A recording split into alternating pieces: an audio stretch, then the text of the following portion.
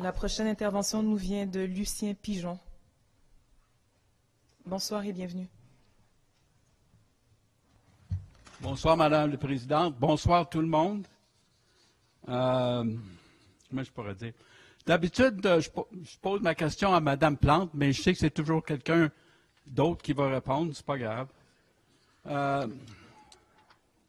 Voulez-vous bien prendre bonne note de ce document additionnel joint à ma question qui contient des liens Internet à un document et 2 vidéos qui appuient ma question? Il s'agit de Canadians are among the world's worst climate carbon emitters. Here's what we can do about it. C'est en format PDF. We could have saved ourselves. Un vidéo YouTube.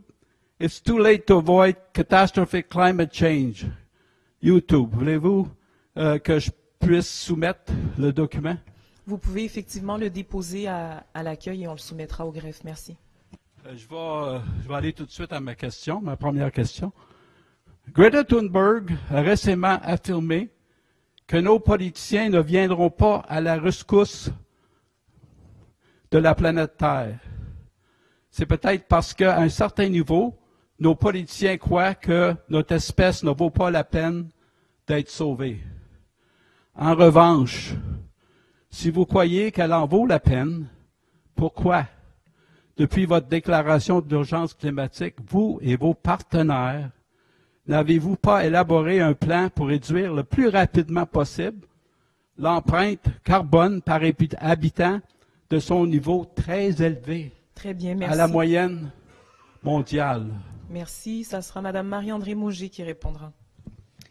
Bonsoir, Monsieur Pigeon. Merci beaucoup pour votre question. Je suis ici, si vous me cherchez. Non? Je suis là. Bonjour. J'ai eu votre document. Une collègue me l'a transmis. Merci beaucoup. Je voulais vous dire, depuis l'adoption de la déclaration sur l'urgence climatique à la fin 2018, il y a eu beaucoup de travail qui a été fait. Il y a eu toute l'élaboration d'un plan climat qui nous a menés en 2020 à prendre des engagements hyper ambitieux. Le premier, de réduire de 55 % nos émissions GES d'ici 2030 et par rapport au niveau de 1990 et d'atteindre la carboneutralité en 2050. Donc, ça veut dire zéro émission. Vous savez, en mai dernier, on a communiqué notre feuille de route pour le zéro bâtiment, le zéro émission de tous les bâtiments montréalais en 2040. C'est aussi une feuille de route très, très ambitieuse. Un peu plus tôt au Conseil, la mairesse de Montréal, qui est de retour d'une mission en Argentine, nous disait à quel point les grandes villes du monde engagées dans l'action climatique reconnaissent l'ambition de Montréal pour cette cible. Et je vous dirais que toutes les émissions GES par rapport aux bâtiments représentent 30 % à peu près des émissions montréalaises. Et puis, les transports, la mobilité représentent 40 %.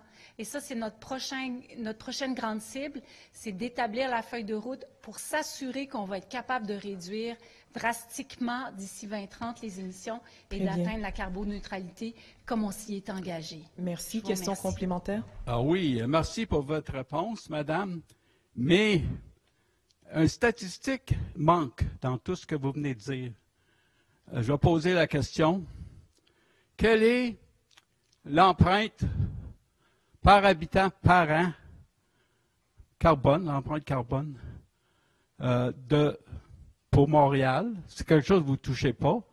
Il faut que la population aussi commence à couper dans leurs gaz à effet de serre. Et puis aussi, si vous savez, parce qu'on n'a jamais ces données-là, pour la province du Québec, quelle est l'empreinte carbone par habitant par année pour le Québec? Est-ce que vous pouvez me donner ces données-là, s'il vous plaît? Madame Mauger. Monsieur Pigeon, vous avez raison quand vous dites que, en fait, notre plan climat, il s'attarde aux émissions directes. Et c'est déjà très, très ambitieux de rendre toutes nos activités zéro émission, donc carboneutres d'ici 2050. Il y a une action du plan climat, l'action 39 pour être précise. Elle s'intéresse précisément aux émissions directes et indirectes de la collectivité montréalaise. Et donc, ça réfère à votre tableau. Et c'est une action, donc on on a fait le calcul et tout ça. Et d'ici la fin de l'année, on va présenter exactement le bilan GES des émissions directes et indirectes pour la collectivité montréalaise. Pour ce qui est des émissions du Québec, je ne saurais pas vous donner ces informations-là. Je travaille vraiment sur le spectre de la ville de Montréal. C'est quand même 2 millions d'habitants, le quart de la population du Québec. Mais j'ai pas toutes ces données-là. Si je les ai, je vous les ferai parvenir. Comptez sur moi. Je vous remercie. Très bien. Bien, merci beaucoup. Merci à J'accepte vous, votre Monsieur Pigeon. réponse et je vous souhaite toute une belle soirée. Et on se reverra le mois prochain probablement. Bye bye. Pareillement. Bonne soirée.